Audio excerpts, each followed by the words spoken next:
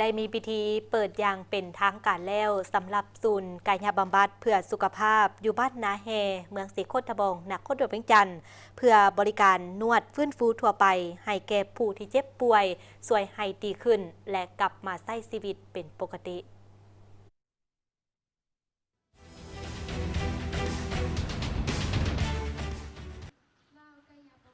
พิธีเปิดศูนย์กายบำบัดเพื่อสุขภาพจัดขึ้นในวันที่27 พฤษภาคม 2025 อยู่บ้านนาแฮเมืองศรีโคตรบงนครหลวงเวียงจันทร์โดยมีทานสมนึกบุญสา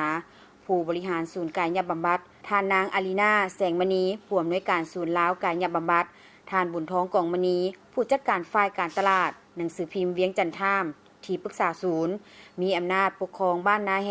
มีบรรดาแพทย์หมอและคนเจ็บที่มาเป็นปัวเข้าร่วมทานนางอารีนาแสงมณีได้กล่าวว่าการสร้างศูนย์ลาวกายบำบัดเพื่อบริการนวดฟื้นฟูทั่วไปให้แก่ผู้เจ็บป่วยช่วยให้ดีขึ้นกลับมาใช้ชีวิตปกติทางนี้ยังเป็นการประกอบส่วนช่วยสังคมโดยเฉพาะผู้ที่มีสุขภาพบ่แข็งแรงให้มีสุขภาพแข็งแรงขึ้นพิเศษแม้นผู้ที่เป็นอัมพฤกษ์อัมพาตให้สามารถกลับคืนมาใช้ชีวิตได้ปกติถือว่าพวกเขาช่วยคนได้หลายพอสมควรมีประสบการณ์หลายเนาะก็ขอฝากให้ชาวลาวพวกเขาทั่วประเทศลาวหรือว่าชาวต่างประเทศสนใจอยากมาบำบัดนำพวกเขาเนาะพวกเขาถือว่ามีฝีมือที่ว่าประสบการณ์หลายพอสมควรเนาะถือว่าท่านหมอเฮาท่านหมอมองเนาะที่ว่าเรียนอยู่ต่างประเทศก็ใช้เวลาทั้งเรียนทั้งเฮ็ดเวียกใช้เวลาเกือบ17 ปีเนาะถือว่ามีประสบการณ์หลายสมควรครับข้าพเจ้าก็เชื่อมั่นและก็ข้าพเจ้าก็เป็นผู้หนึ่งที่ว่าซื้อคอร์สนี้เป็นคอร์สที่2เนาะแล้วก็สิซื้ออีกหลายๆคอร์สเนาะกลยุทธ์ของเพิ่นก็แม่น99 ปี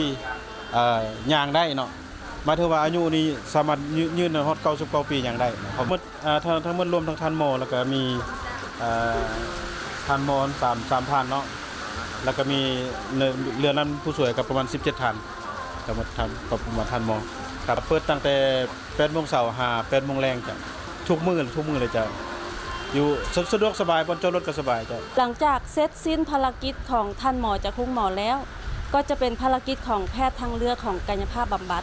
ซึ่งกายภาพบำบัดของเฮาจะลงลึกในเรื่องของทุกระบบของร่างกาย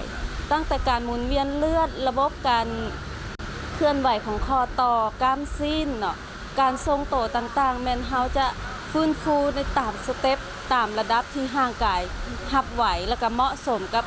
วัยนั้นๆเพราะฉะนั้นแล้วแพทย์ทางเลือกนี่เฮาสามารถฟื้นฟูได้ทุกเพศทุกวัยนับตั้งแต่เด็กน้อยแรกหากเกิดมาแล้วพิการหรือว่าหากอุบัติเหตุแล้วสิ้นสุดจากการปิ่นปวกของทางห้องหมอและหมอจะแนะนำว่าสามารถกายภาพฟื้นฟูได้ศูนย์แห่งนี้เบื้องต้นได้สร้างตั้งขึ้นอยู่เมืองหนองบกแขวงคำมวนในปี 2019 หา 2022 และในปี 2022 หา 2024 ได้ตั้งอยู่บ้านอากาศปัจจุบันแม่นตั้งอยู่บ้านนาแฮเมืองศรีโคตรบงนครหลวงเวียงจันทร์ผ่านมาได้ประกอบส่วนช่วยเหลือในการปิ่นปัวคนเจ็บจากการเกิดอุบัติเหตุที่บ่สามารถช่วยเหลือตนเองได้กลับมาสุขภาพแข็งแรงคือกับคนปกตินี่ปัวไปแล้วก็กินยาเขาจะก็ส่งกลับบ้านทีแรกก็นอนติดเตียงแล้วก็เว้าบ่ได้ช่วยเหลือตัวเองบ่ได้เพียงแต่ใส่ออกซิอาหารก็ใส่ท่อแล้ววันนี้น้องสายเนาะแล้วก็ว่าแนะนำมาให้กายภาพว่าน้องก็ว่าโอ้สิดีบ่ไปมากายภาพมันนะแล้วก็ลองว่าไปเบิ่งไปเปิดใจเบิ่งนะมาที่แรกก็ห้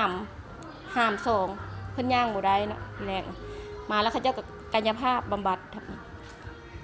หมอก็ว่าถามหมอว่าโอกาสลูกชายสิดีบ่หมอก็ว่าอันดี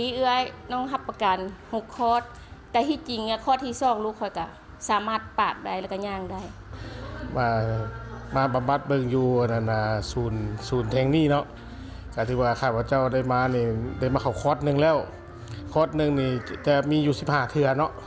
เทื่อนึงก็สิอยู่ประมาณ5 ชั่วโมง6 ชั่วโมงรายงานก็ครึ่งมื้อเลยว่าซั่นซะจังซั่นแล้วแม่นว่ามาเข้าคอร์สทำอิฐนี่ก็รู้สึกว่าอันใดก็ลงเบิดเด้เพราะว่าอาจจะว่าความดันไขมันแล้วก็ตั้งทรงก็ถือว่าปกตินะปัจจุบันนี้ก็รู้สึกว่าเว้าได้หลาย คันมานี่แม่นเว้านี่แม่นฟ้าวๆและเสียงนี่จะบ่ชัดเจนแบบนี้ว่าซะ ทับอิดก็แค่มาบำบัดเบิ่งมากายบำบัดเบิ่งรู้สึกว่าดีขึ้นอาการฮะไข้ขึ้นมาทีแรกก็บ่อยากเชื่อปานใดแต่ว่าเมื่อพังอาการได้ทิศ1 2ทิศอาการมันดีขึ้นกินยานี่นะเฮากินยานี่นะดีเป็นดีแต่ตอนกินแล้วยากินยาแล้วก็เจ็บคือเก่าแต่อันนี้เขาน้อยว่ายอมรับว่าเพิ่นเฮ็ดได้ถึงเส้นถึงเอ็นเพราะว่าเวลานวดไปประมาณทิศหนึ่งอาการมันสิเจ็บแห้งแล้วก็หลังจากกายทิศหนึ่งไปแล้วอาการมันสิผ่อนคลายค่อยให้เฮาดีขึ้นอาการของเฮาหั่นนะหรือว่าสุดยอดเลยหั่นนะแต่ว่าก็บ่ได้เว้าว่าให้ผู้ใดเชื่อหาเพราะว่ามันก็ให้มาสัมผัสด้วยตัวเองทุกอย่างหั่นแหละเนาะ